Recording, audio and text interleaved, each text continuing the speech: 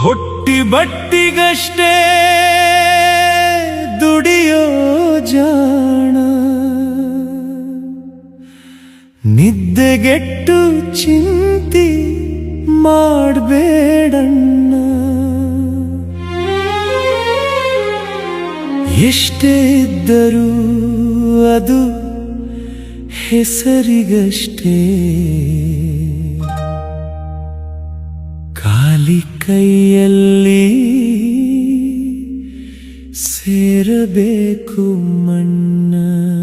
ಮನೆ ತುಂಬ ರೊಕ್ಕ ಜೋಡಿಸಿ ಏನ ಮಾಡತಿ, ನಿನ್ನ ಮನಸ್ಸಿನ್ಯಾಗ ಬರಿ ಹೊಲಸು ತುಂಬೈತಿ.